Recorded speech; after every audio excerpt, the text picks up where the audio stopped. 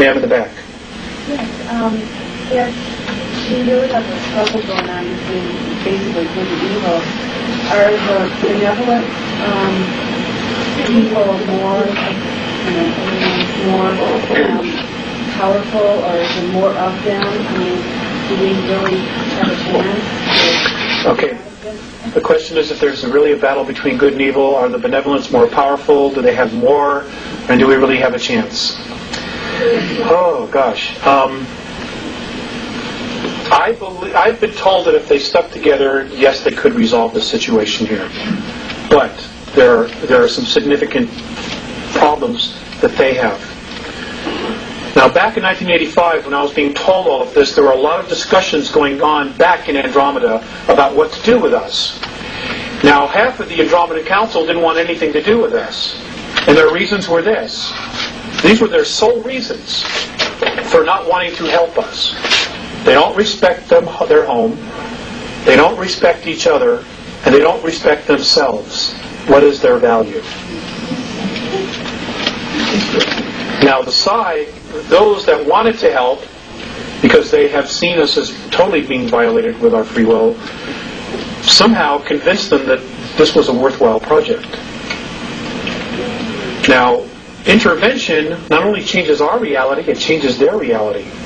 And one of the things that the Andromedans and Morine has said specifically is they don't want to come down here and help us, but we don't want to help ourselves.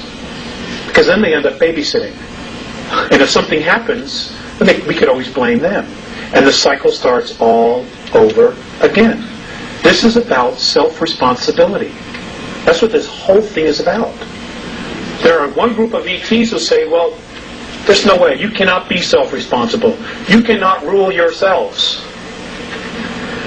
And then we were given this opportunity 200 and some odd years ago to try this experiment. And we succeeded in doing it. But now we're being lulled back into a place where we want somebody to take care of us. Yeah. And you know that you're going to sacrifice your freedom. I'm not about to do that. Neither. So who's going to win? I don't know. I wish I knew. I wish I had a place to hide until it was over, but I don't. Their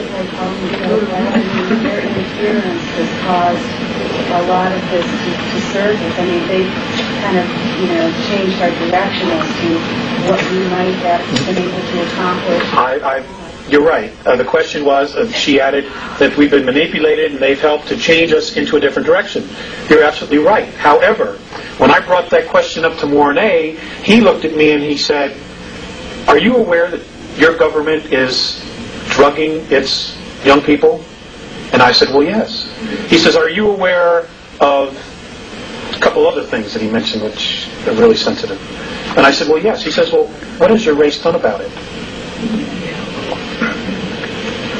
I mean, 1986, 1987, West 57th Street, twice in 6 months, showed Air Force personnel unloading bales of marijuana and cocaine off of planes at Hempstead Air Force Base and loading it up with weapons and then taking off for Costa Rica.